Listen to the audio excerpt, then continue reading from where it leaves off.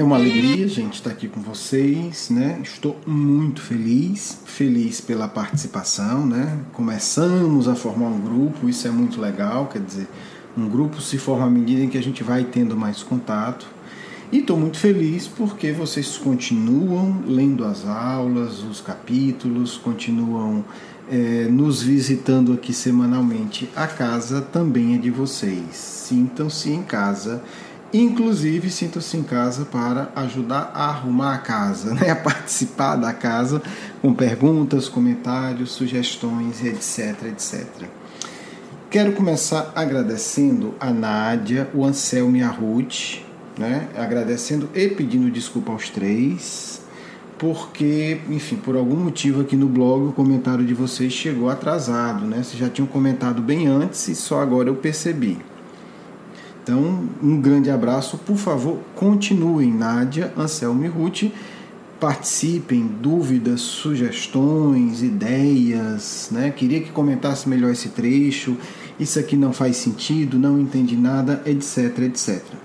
O nosso primeiro e grande desafio enquanto grupo é nós interagirmos, tá certo?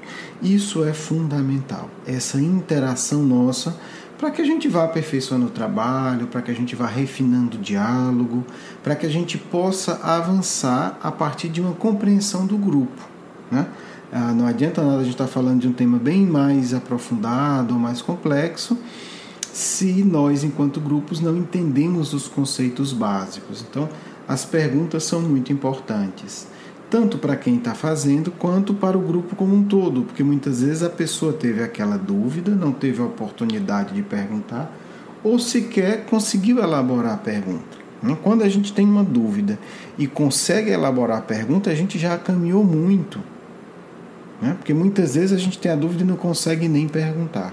Então, quando você consegue elaborar a pergunta, você está ajudando alguém que no momento não está conseguindo sequer elaborar a pergunta.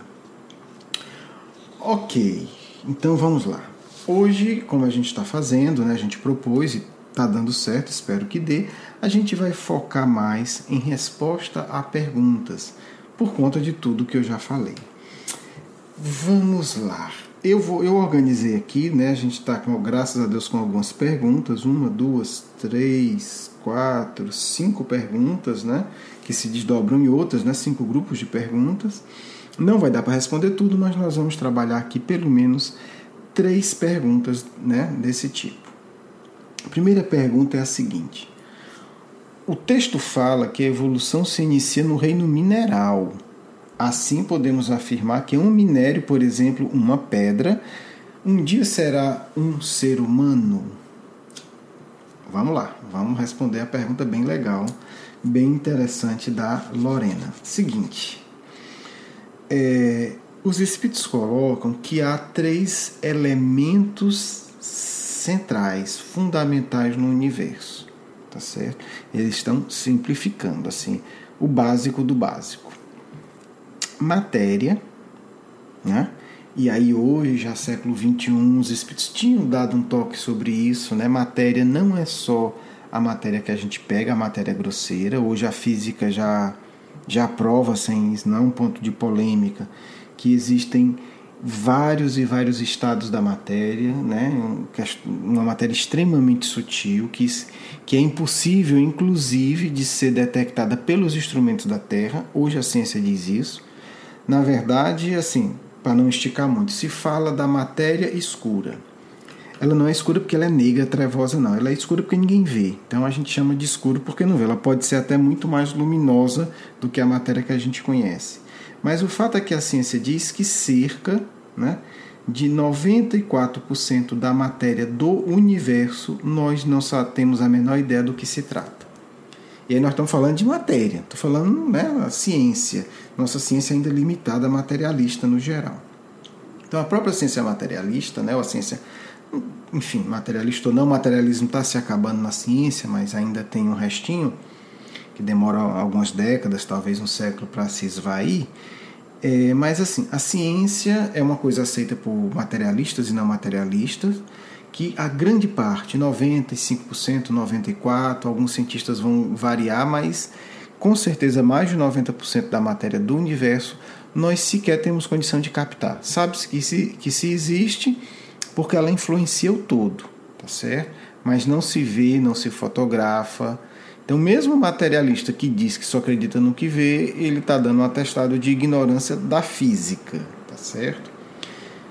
Mas assim, então esse imenso conjunto é matéria, né? Então os espíritos falam que existe matéria no seu estado mais grosseiro e em estados extremamente sutis, que a ciência hoje começa, né, a afirmar que existe. Os espíritos já falavam isso para Kardec, obviamente não deram detalhes, que cabe à ciência descobrir. Fala-se que existe o espírito e acima da matéria e do espírito, Deus, certo? Então, em cima desses três pilares, né, matéria, espírito e Deus, a gente vai responder essa pergunta.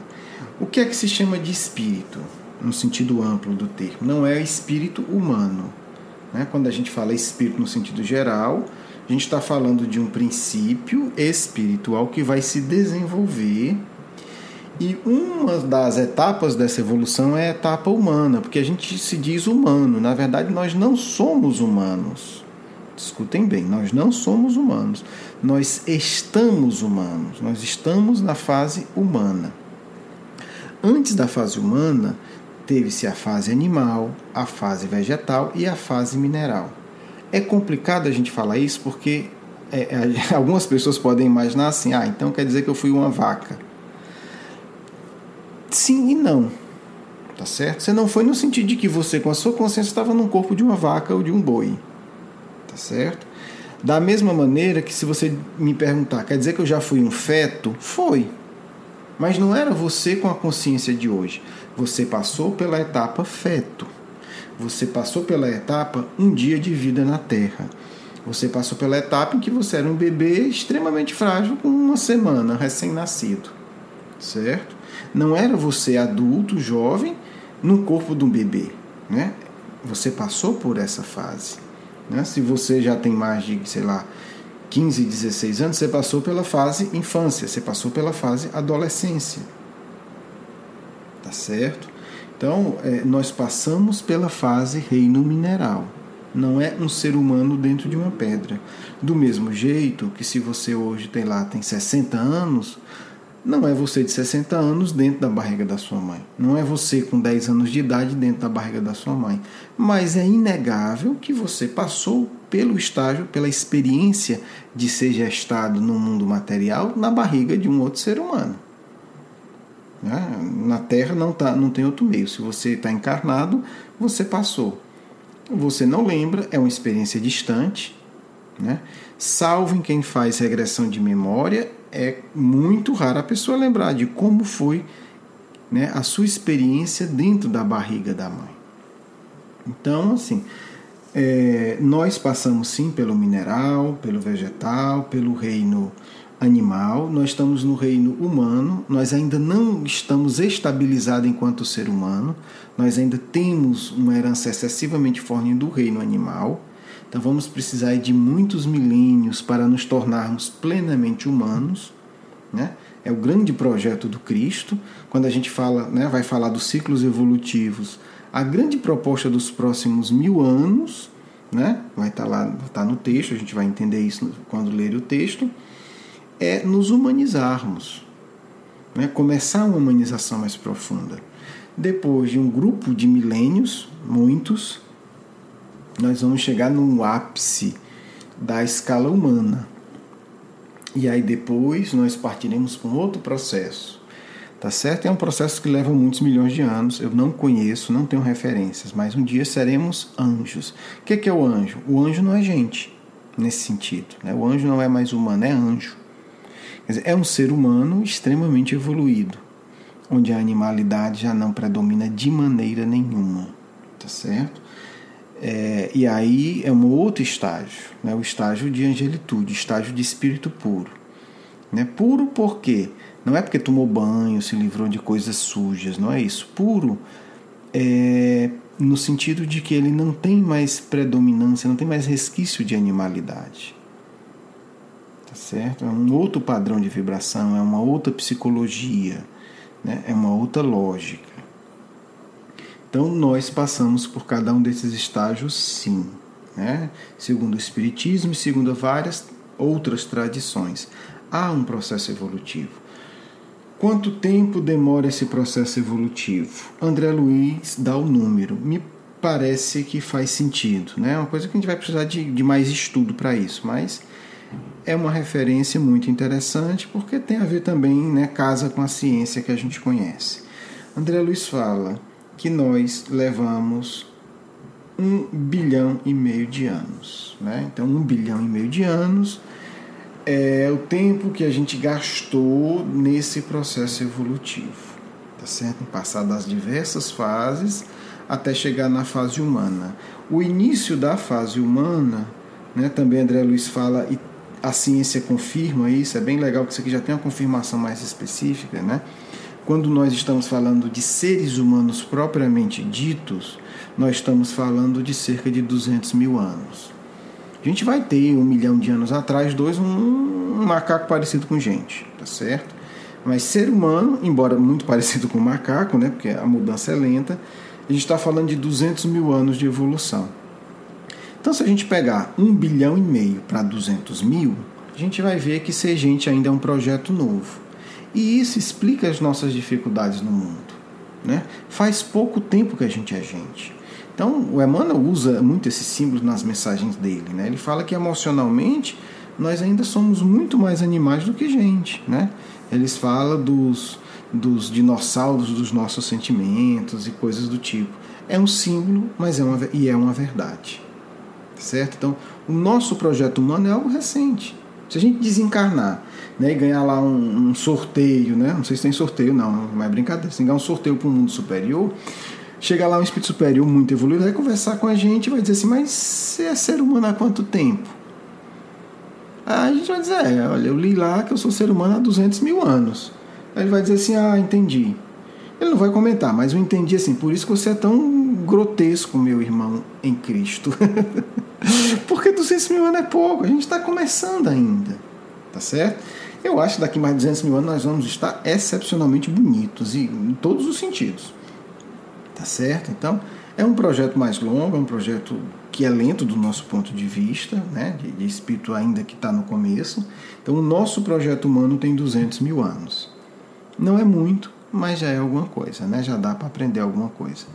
A gente vai falar na aula, né, na aula que vocês vão ver aí, o Evangelho Cíclico, de um projeto bem menor em termos de tempo, mas extremamente importante, né? Que é um projeto de 3.000 anos que o Cristo anuncia para a gente no Evangelho de maneira simbólica, tá certo?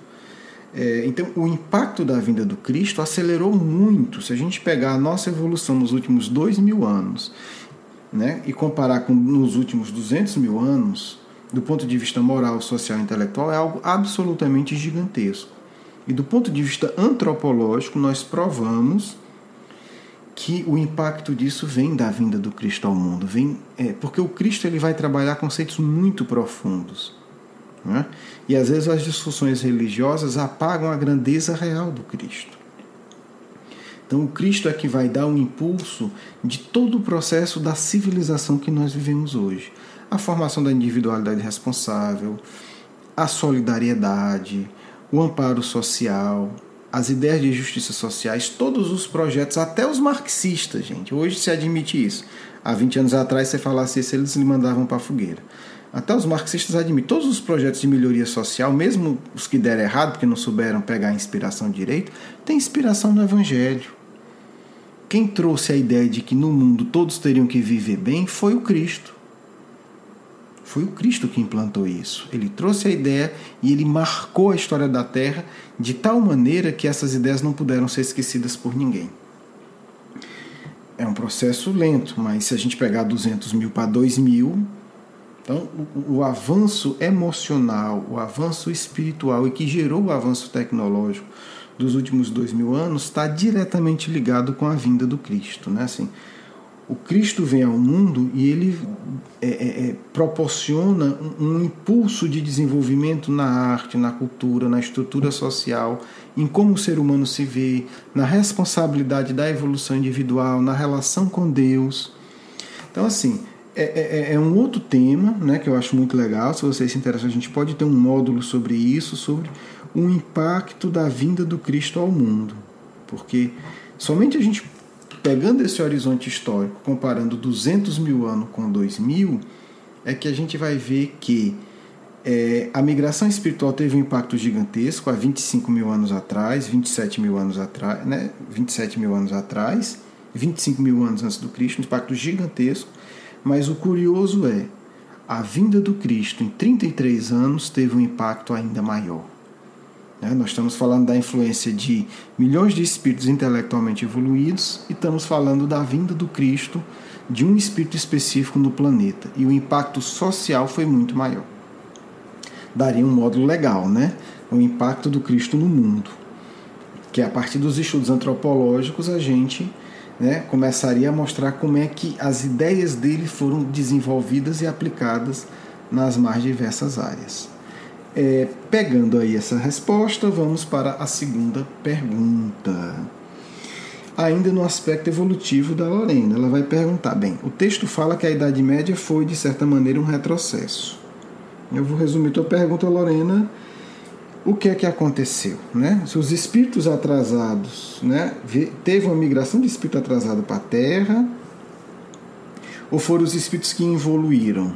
E ela pergunta, se houve involução, como explicar isso se aconteceu diante da teoria da espiral? Não houve involução, tá certo? Esse ponto é importante a gente mostrar. Para o Espiritismo não existe involução do espírito, do princípio espiritual, por exemplo. Um espírito que está no estágio animal, ele não vai voltar para o estágio vegetal, por exemplo. É isso que Kardec quer dizer quando um espírito não evolui. Um espírito que está no estado de ser humano, ele não volta para o estado animal. Do ponto de vista espírita, isso não ocorre, não faz sentido, certo? Porque aí não seria uma espiral, seria uma evolução circular, tá certo? Não é essa a visão espírita. O que é que ocorre no caso da Idade Média? Até onde saibamos, não houve uma migração específica que gerou isso. Migração espiritual ocorre todo dia, como eu já falei, como ocorre entre os países. Mas só quando uma migração é grande que o impacto é significativo, tá certo? Hoje, hoje é 4 de julho, está chegando alguém, possivelmente aí está vindo morar no país, está migrando. Mas se não for uma personalidade ilustríssima, não vai mudar a dinâmica do país, Não vai ter um impacto de dizer assim, mudou a história do Brasil, tá certo? Então, não há informação de que houve uma migração nesse sentido. O que houve foi espíritos superiores deixaram de estar presente em grande número. Vamos voltar um pouco para ficar claro. O que é que foi Roma? Roma foi um dos projetos do Cristo. Roma foi o projeto social organizado pelo Cristo antes de vir ao mundo. Qual era o papel de Roma? O papel de Roma era unificar a Terra. A ideia inicial é que existisse só um país, tá certo? Com um governo central e com liberdade regional. Então, para esse projeto, reencarnaram centenas e centenas de espíritos superiores para estruturar ao longo dos séculos Roma. Roma se estruturou, Roma se organizou, Roma teve todo um conjunto de missionários em relação ao direito, Roma aprendeu a respeitar as religiões e os cultos locais, tudo isso foi conquista de Roma. Mas o problema de espírito atrasado, a gente sabe disso, é que quando a gente ganha um pouco de dinheiro ou de poder, a gente se perturba. Infelizmente isso aconteceu com Roma, e a perturbação de Roma ficou muito evidente no desequilíbrio da família romana. A base da justiça e da integridade romana era a família. Roma ficou rica. E aí começaram os excessos, que não são diferentes do de hoje. Excessos de luxo, excessos de alimentação, excessos de bebida, distúrbios sexuais e etc. Emmanuel narra muito bem isso no livro Há 2000 anos. Infelizmente, chegou um ponto que os espíritos superiores veem que Roma não daria mais certo para esse projeto. O que é que acontece? Suspende-se o apoio. O espírito superior não destrói nesse sentido. Vamos destruir Roma. Não, vamos deixar de apoiar Roma. À medida em que os espíritos superiores param de reencarnar em grande número, e param de sustentar do ponto de vista espiritual Roma, o império se desestrutura. E é muito curioso ver que um grupo desordeiro invade Roma, com um exército 20 vezes maior, o que seria muito fácil, né, se Roma tivesse estruturada, simplesmente rechaçar a invasão. Ele destrói Roma, porque Roma não tinha mais apoio espiritual. Então não adianta o número, não adianta os batalhões do império se não tem apoio espiritual. Então Roma é desfeita. E aí nós viramos de novo, falando da Europa, um mundo rural. Roma era um mundo urbano, de cidade. E aí tudo volta ao mundo rural. É uma revivência do início, né, da estruturação das cidades para aquele grupo de espírito, gente. A gente tem que ter um pouco de humildade para ver que a terra toda não era Roma, né? Roma era uma parte significativa que nos toca mais direto, mas o resto do Oriente, né, ficou muito bem. O Império de Roma do Oriente, né, em Bizâncio, viveu mais 1000 anos, tá certo? Está falando de Roma aqui da Itália, né? Essa parte do Império Romano. Enfim, Roma se desestrutura e nós vamos para a Idade Média. Relativamente, o número de espíritos evoluídos param de reencarnar e ficamos nós, os espíritos mais atrasados, né? No meio do mato, brigando para ser nobre, com inveja de quem tinha mais título, para ver quem mandava mais no outro, essas coisas de espírito atrasado. Para piorar, a nossa revolta ainda aumentou mais pelo menos 600 anos na Idade Média, que não estava previsto. Mas aí a gente resolveu fazer a Inquisição, distorcer o Evangelho, condenar a mediunidade. Aí Emmanuel disse que esse período foi esticado em 600 anos. Então a gente vê que tem evolução, mas dentro dessa linha da evolução, dessa espiral, tem o livre-arbítrio. A gente pode encurtar ou ampliar as experiências. Então o que acontece é isso, né? A predominância, os espíritos mais evoluídos param de estruturar o mundo, porque viu que a gente estava usando isso para farra e para maldade. E aí nós temos a experiência da Idade Média, como quem diz, vamos repetir, né, aquela história. Vamos de novo, é aquela história, né? Fecha para balanço, vamos começar do zero. Mas o começar do zero não é do zero, né? A gente sabe a expressão. Vamos começar do zero. O exemplo mais simples, a gente tem um grupo de trabalho, faculdade, escola, empresa. De repente a coisa está tão desestruturada que a quem coordena diz, gente, olha, para tudo, vamos começar do zero, né? Vamos pegar o planejamento básico de novo e vamos repetir todas as etapas para estruturar. Óbvio que esse começar do zero você já tem uma estrutura, né? Não é igual ao primeiro dia de formação do grupo. Então o que houve foi isso. E aí, como houve rebeldia, né, fez a coisa piorar um pouco mais, 600 anos de atraso. Então isso foi a Idade Média. A gente tem que entender que quando a gente fala que não há evolução, nós estamos falando do espírito, das conquistas do espírito. Por exemplo, você já é um espírito e eu que articulamos, sei lá, a fala. A gente pode reencarnar temporariamente, 1 ou 2 encarnações sem falar, por exemplo, pode. Mas essa capacidade não é perdida. Na hora que resolveu essa questão emocional da fala, numa encarnação seguinte ou na mesma volta a falar. Qual é a diferença de um animal ou de um ser humano? O ser humano de 200 mil anos atrás não sabia falar, né? Como a gente entende fala hoje, é uma comunicação rústica. Digamos que ele tenha demorado 100 mil anos para aprender a falar. Nós nunca mais vamos precisar de 100 mil anos para aprender a falar. A gente pode passar 10 anos, pode passar 100 anos por uma questão kármica de aprendizado, mas ninguém vai ter que reaprender a falar, gente. Isso é que Kardec quer dizer. Tá certo? É esse ponto que Kardec quer colocar. Nós não vamos precisar repetir o processo todo, porque é uma espiral. Nós reencarnamos e em poucos anos aprendemos a falar. Mas o aprendizado de fato da fala, desenvolver cordas vocais, articular palavras, entender e expressar, demorou 100 mil anos. Estou falando de números redondos. Tá certo? Então, o desenvolvimento da linguagem por linguagem quase animal e uma linguagem nossa, nós estamos falando de 100 mil anos. Nós não vamos precisar fazer isso de novo. Né? Por mais que a gente reencarne no mundo atrasado como a Terra, em poucos anos a gente já está falando. Por mais que a gente tenha algumas encarnações sem poder falar, tá certo? Por conta do corpo, quando a gente sai do corpo a gente fala. E quando a gente reencarnar no outro corpo, a gente vai conseguir. Então, a capacidade permanece com o espírito. Às vezes a gente não externa, mas a capacidade continua. Tá certo? Então, não há, sob nenhum ponto de vista espírita, involução. involução das conquistas do espírito. Mas nós podemos reencarnar hoje, cada um de nós pode se candidatar para reencarnar hoje no mundo inferior, no meio do mato, com um espírito quase animal, para educar eles e se educar. Não aconselho, tá certo? Melhor cuidar das emoções aqui. É o que eu acho, né? Já fui expulso, não foi legal, não quero ser de novo. Bem, vamos então agora só para a terceira questão para a gente concluir.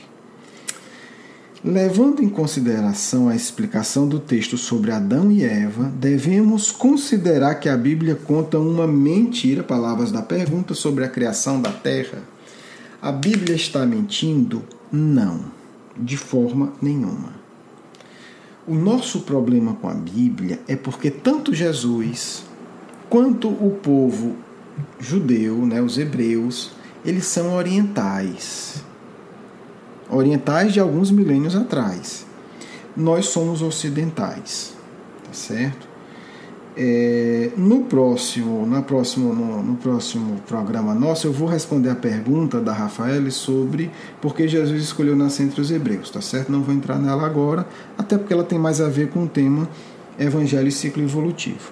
Mas assim, a gente tem que entender que Jesus não era brasileiro, não era europeu, não era norte-americano, não era alemão. E aí eu aproveito para mandar um abraço para Garcita. Muito obrigado pelos comentários de incentivo, Garcita, que você mostrou pra gente, né? Nossos amigos da Alemanha.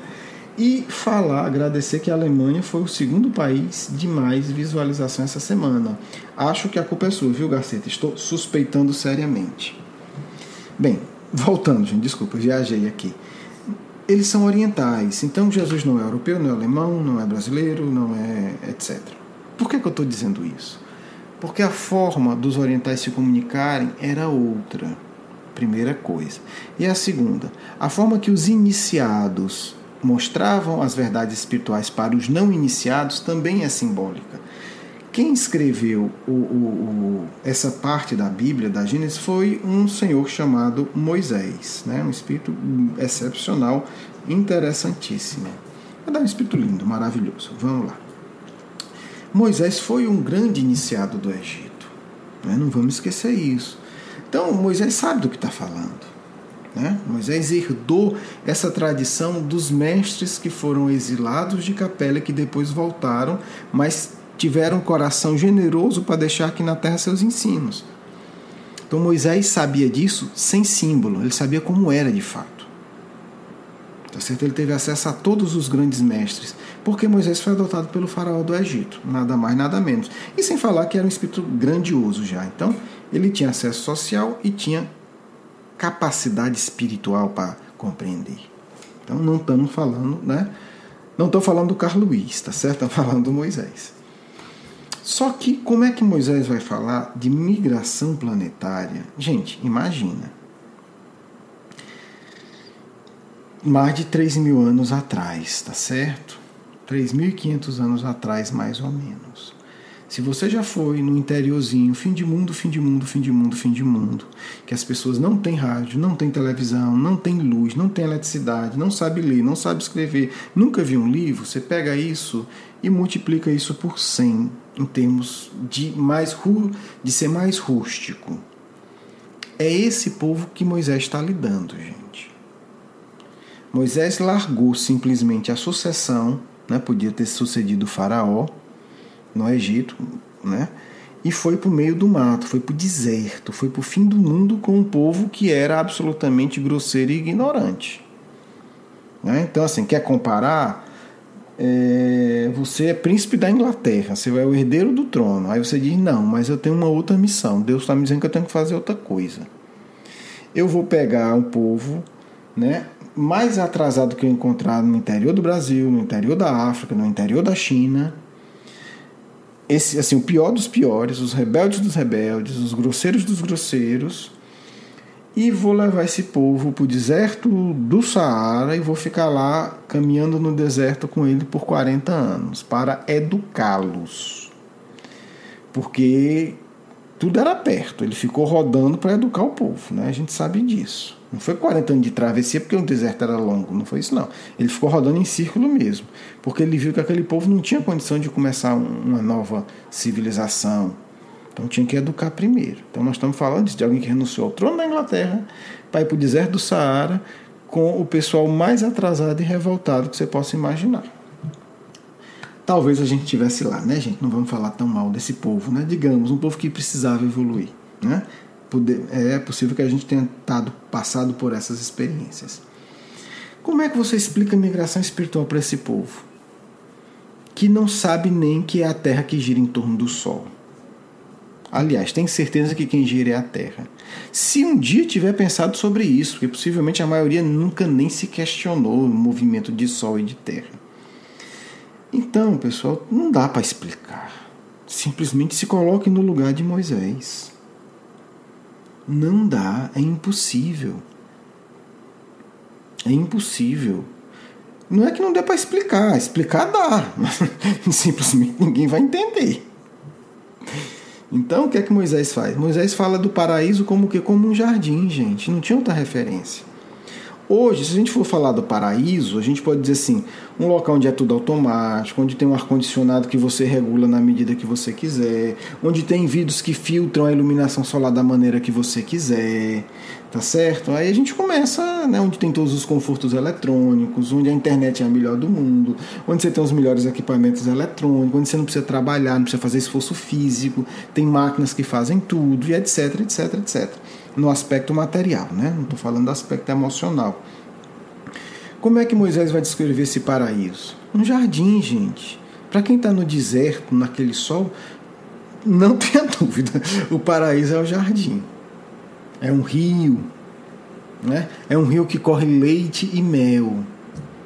Né? Leite e mel para boa parte da população do mundo hoje não é paraíso coisa nenhuma, porque a gente tem acesso fácil. Se alguém chegar para você e dizer assim, olha, você vai para um lugar onde tem leite à vontade e é o paraíso, você vai dizer, bem, mas aqui em casa também tem um leite que eu quiser, desnatado, com 0% de gordura e tal, não é isso? Então, se a gente for pegar o pé da letra, é ridículo, porque não faz sentido. Né? Não faz sentido o paraíso para a gente ser um lugar que tem um rio de leite e um rio de mel, porque a gente já tem muito mais, essa é a verdade, em termos de alimento. Né? Você vai dizer assim, mas eu vou ficar comendo leite e mel a vida toda, que negócio chato. Tá certo? Então, tem que ir, quando a gente quer entender o que a pessoa fala, a gente tem que ir para o lugar dessa pessoa. A antropologia vai insistir muito nisso. Você não pode entender um outro povo a partir querendo que o outro povo se enquadre na sua cultura, no seu povo, no seu modo. Você tem que sair do seu lugar e ir para lá. E aí eu lhe garanto, se você está vivendo no deserto, andando, sofrendo, passando fome, aquele calor, caminhada diária, carregando tudo nas costas, e alguém fala de um jardim, onde tem fruta à vontade, onde tem água à vontade, onde tem sombra à vontade, você vai dizer, não tem a menor dúvida, é sim o paraíso. Tá certo? Então, a linguagem que Moisés faz, na verdade, Moisés fez uma coisa genial. Ele conseguiu deixar registrado uma história de migração espiritual por 3.000 anos, gente. Tá certo? Por 3.000 anos. E ficou tão bem registrado que a gente é capaz de entender. Né? E ficou tão bem que o povo não distorceu. Para que símbolo mais bonito? Ganharás, né, o pão com o suor do teu rosto. Você imagina saindo do mundozinho todo arrumadinho, tecnologia e tal, ninguém carrega mais peso, tudo automático, internet 10.000 vezes melhor do que a nossa, não tem problema de transporte, veículos, né, andando a 10.000 km por hora. Aí você vai ter que plantar, meu amiguinho, com a mão. Né? Imagina, né? Hoje os partos estão muito melhores, mas, gente, até 100 anos atrás, né? Parto era um risco de vida, era um processo dolorosíssimo, não tinha anestesia, não tinha exame, gente. Os exames que a gente tem hoje, a posição do feto, vamos ver, não, chegou a hora, vamos fazer o que for possível. Então, assim, são símbolos da dor do corpo, são símbolos da falta de estrutura para cuidar do nosso corpo, são símbolos da conquista da sobrevivência, né, na base da força física. No mundo evoluído, força física não faz sentido. É força mental que faz sentido. Então, assim, não é mentira se nós entendermos o que Moisés queria dizer. De um ponto de vista direto e imediato, como a gente pensa hoje, nada daquilo faz sentido, nem o que Jesus falou. Certo? Se a gente quer entender o que Jesus falou, a gente tem que entender onde ele estava vivendo, os símbolos que ele estava usando, o que ele estava fazendo. Né? A rigor, se a gente quiser ter uma interpretação literal, nenhuma parábola do Cristo faz muito sentido. Por quê? Porque a única maneira que o Cristo tinha de deixar ensinamento para aquele povo e para a gente era com símbolo. E o símbolo é legal pelo seguinte, porque o símbolo ensina quem está ali diretamente, mas ele também deixa a mensagem para quem evolui. Né? Por isso que é fantástico. Por isso que é fantástico. Ele está ensinando ali aquela pessoa, aquele pescador, aquela dona de casa, aquela mulher do povo, que muitas vezes nunca tinha encontrado nem ninguém muito inteligente. Porque as vilas, gente, a gente está falando de 30, 40 casas. Assim, ouvir alguém que tinha um pouco mais de cultura era algo que acontecia 2 vezes na vida. Chegou um sábio, alguém que sabia ler já era sábio. Tá certo? Então, assim, ouvir alguém mais preparado já era uma exceção imensa. Hoje a gente entra no YouTube, tem palestra de gente excepcional, né? Tem palestra aí do Haroldo Dutra pra gente, é só ter uma conexãozinha na internet. Não existia isso. Tá certo? Ouvir alguém mais instruído era um acontecimento de vida. Você ficava anos comentando a visita de um sábio, né? De alguém mais instruído em algum local. Por isso que onde Jesus vai se reúne todo mundo, mas não era só Jesus não, gente. Onde chegava alguém mais instruído, chamava a atenção. Chamava a atenção, porque era uma imensa novidade. Ninguém tinha acesso àquilo. Tá certo? Então Jesus podia ensinar para essas pessoas. E ao mesmo tempo podia deixar um ensinamento que nós estamos começando a entender. Para concluir, não vamos ter a pretensão de entender nessa encarnação todos os símbolos e a profundidade do que o Cristo deixou. Fofoca mediúnica, né? O Emmanuel, guia espiritual do Chico Xavier, quem fala isso é o Chico, tá certo? A gente chama de fofoca só de brincadeira. Fala que o Emmanuel, para escrever mais sobre o Evangelho, ele foi fazer um curso sobre o Evangelho no plano superior ao dele. Né? Porque sempre tem muitos mais evoluídos e muito menos. Então, por isso que quando a gente tem lucidez, a gente não fala mal de ninguém, porque sempre vai ter gente muito mais evoluída e gente muito menos evoluída. Então, regra, vamos tratar bem todo mundo que a gente fica bem em todo canto. Então, Emmanuel foi para uma esfera superior estudar o Evangelho. Não foi estudar outra coisa, não, foi estudar o Novo Testamento.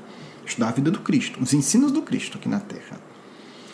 E o Emmanuel disse que se sentia na sala de aula, né, que ele estava participando, como o ser mais atrasado da criação. Né? Ele disse para o Chico que se sentia um crocodilo. Quer dizer, e aí, crocodilo é legal, né? Porque é um símbolo egípcio.